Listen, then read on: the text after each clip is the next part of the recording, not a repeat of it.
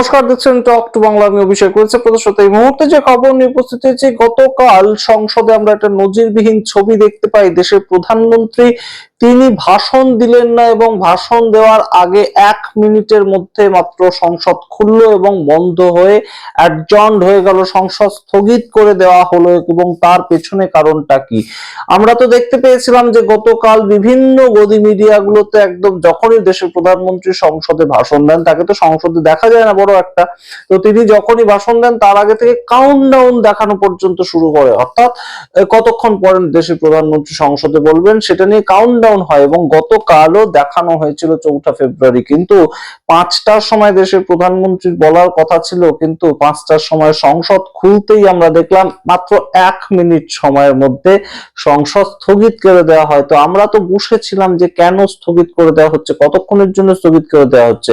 1 ঘন্টার জন্য? সন্ধ্যে 6টা, সন্ধ্যে 7টা? কারণ 1:30টা পর্যন্ত সংসদ চলে। আমরা তো দেখেছি গত শীতকালীন অধিবেশনের সময় রামজি বিলের ক্ষেত্রে 1টা-1:30টা পর্যন্ত বিভিন্ন সময় তর্ক বিতর্ক হচ্ছে এবং রাত 1:30টার সময় সেই বিল রাজ্যসভায় পাস হচ্ছে।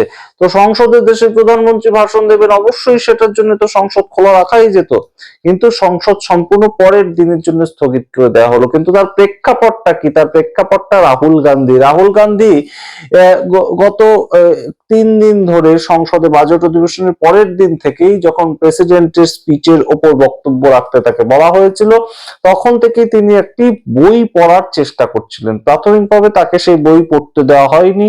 তিনি যখনই সেই বইটা কোট করতে যান, সেই সময় প্রতিরক্ষা মন্ত্রী রাজনাথ সিং এবং অমিত শাহ স্বরাষ্ট্রমন্ত্রী, তারা দুজনে একদম সরাসরি রাহুল গান্ধীকে থামিয়ে দেন, চিৎকার চেঁচামেচি করে থামিয়ে দেন এবং তাকে কোট করতে দেওয়া হয় না সেই বই থেকে। এবং তারা যে কথাটা বলেন সেটা যে সম্পূর্ণভাবে অসত্য একটি কথা, সেটা রাহুল গান্ধী কোথাও গিয়ে প্রমাণ করে দেন। তার কারণটা কি?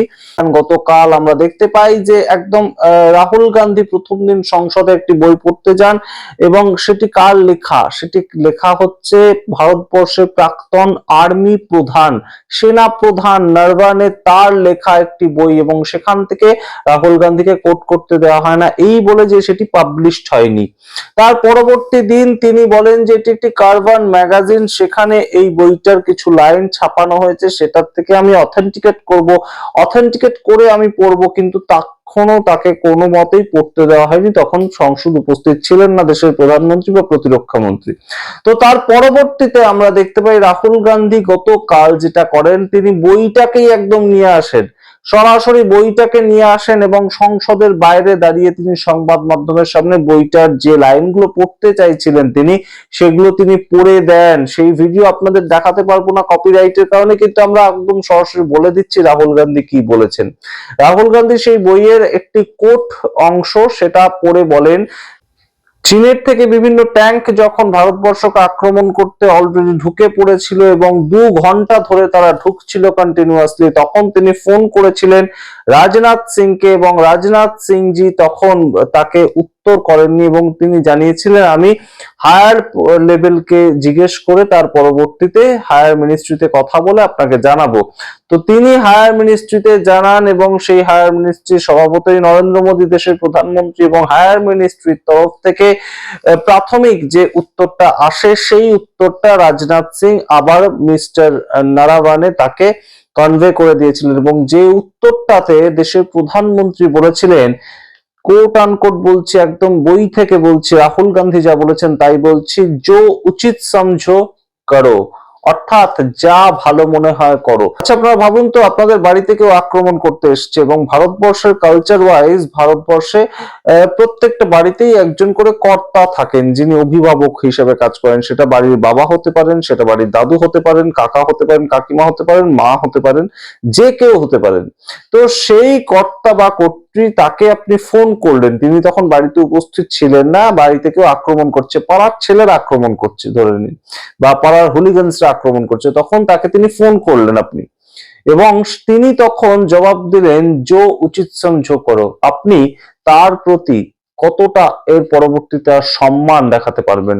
তিনি আপনার বিপদের সময়, সামগ্রিক বাড়ির বিপদের সময় যদি আপনাকে বলে দেন যে জো উচিত সমঝো वो করো, তাহলে সেই ক্ষেত্রে কতটা আর তার প্রতি আপনার সম্মানটা থাকবে? প্রশ্ন রাখলাম আপনাদের কাছে, এবং সেই কাজটাই দেশের প্রধানমন্ত্রী করেছেন, সেটা একটি বইতে একদম সরাসরি ভারতবর্ষের প্রাক্তন সেনা প্রধান নারবানে তিনি লিখেছেন, এবং সেই নারবানের লেখা বইটি একদম সরাসরি, যেটা রাহুল গান্ধী আজকে বলেছিলেন প্রেসের সামনে যে আমি দিয়ে দেব। গতকাল রাহুল গান্ধী বিভিন্ন সংবাদ মাধ্যমের সামনে বলেছিলেন যে আজকে প্রধানমন্ত্রী আসন সংসদে, আমি তাকে হাতের মধ্যে বইটা দিয়ে দেব এবং কোনো ধরনের কোনো কনফিউশন রাখবো না। এবং বইটা যে ছাপানো হয়েছিল সেটা তো দেখাই যাচ্ছে, একদম হাতে করে তিনি দেখান, পৃষ্ঠা উল্টে তিনি দেখান। এবং সেই সম্বন্ধে যা খবর এই মুহূর্তে বেরিয়ে আসছে যে এই বইটি ছাপানো হয়েছিল, বিক্রিও হয়েছিল, কিন্তু তার পরবর্তীতে ডিফেন্স মিনিস্ট্রি তাদের তরফ থেকে স্টে লাগিয়ে দেওয়া হয়, এবং স্টে লাগিয়ে দেওয়া হয়।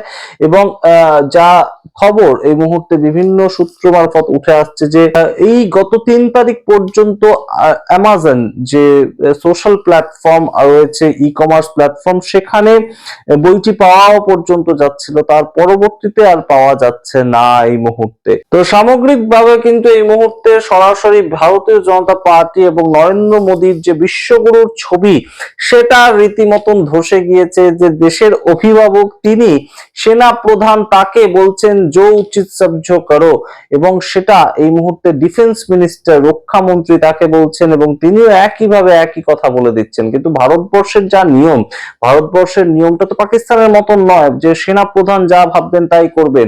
ভারতবর্ষের পলিটিক্যাল হেডরা সরাসরি একদম সেনা প্রধানদের কনভে করেন, এবং সেই কনভে ওয়াইজ কাজকর্ম হয়। সেনা প্রধানরা তাদের যে ব্যাটালিয়ন তাদেরকে নির্দেশ করেন, এইভাবেই কিন্তু সামগ্রিক বিষয়টা হয়। যখন কার্গিল যুদ্ধ শুরু হয়েছিল তখন অটল বিহারী বাজপেয়ী ভারতবর্ষের প্রধানমন্ত্রী ছিলেন, তার যেমন ডিসিশন ছিল যে আমরা কখনোই এলওসি ক্রস করব না। তো সেই ধরনের যে ডিসিশন, সেটা মন্ত্রককেই নিতে হয়, ডিফেন্স মিনিস্ট্রিকে নিতে হয়, দেশের প্রধানমন্ত্রীকে নিতে হয়। তিনি কখনো এই কথা বলে সরে যেতে পারেন না, জো উচিত সমঝো করো। এবং সেই মুহূর্তে একজন সেনা প্রধান, তার যে ভাবনাটা, সেটা আপনারা ভাবুন তো, তার মনের মধ্যে কি চলছে সেটাও তিনি লিখেছেন। তিনি বলছেন, I had been handed a hot potato, অর্থাৎ আমাকে একটা গরম পটেটো ধরিয়ে দেওয়া হয়েছিল, গরম আলু আমার হাতে ধরিয়ে দেওয়া হয়েছিল, আমার কাছে কোনো রকম কোনো ডিসিশন ছিল না।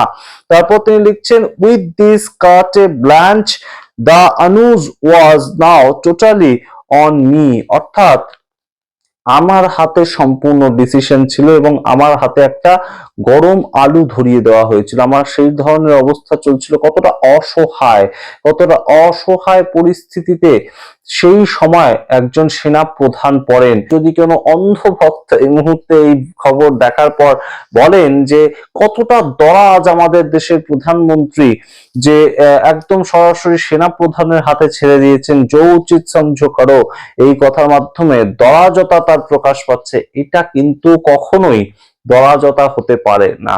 অবশ্যই এই মুহূর্তে একটা সিদ্ধান্ত যে হয় এগো নয় এগোবে না, এই ধরনের সিদ্ধান্ত দরকার ছিল, এবং তার জন্য নরেন্দ্র মোদী পিছিয়ে পড়েছিলেন। এটা রাহুল গান্ধী কোথাও গিয়ে কিন্তু সরাসরি এখন প্রমাণ করে দিতে সমর্থ হয়েছেন। এবং সংসদে দাঁড়িয়ে যেখানে প্রতিরক্ষা মন্ত্রী এবং অমিত শাহ বলছিলেন বারংবার যে এই বই প্রকাশ হয়নি, তাই অপ্রকাশিত বইটাকে কিছু কোট করা যাবে না, তো রাহুল গান্ধী তো একদম প্রমাণ করে দিলেন। তিনি একদম বইটাকে সামনে দেখিয়ে বলে দিলেন যে এই তো প্রকাশিত বই। তো সেই ক্ষেত্রে কোথা থেকে রাজনাথ সিং যে এই ধরনের বক্তব্য পেয়েছিলেন আমাদের সত্যি জানা নেই। এবং অবশ্যই এই মুহূর্তে সামগ্রিক বিষয়টা এতটাই লজ্জাজনক হয়ে গিয়েছে যে দেশের প্রধানমন্ত্রী তার যে ভাষণ সেটা পর্যন্ত এসকেপ করে গেলেন, সেটা থেকে পালিয়ে গেলেন।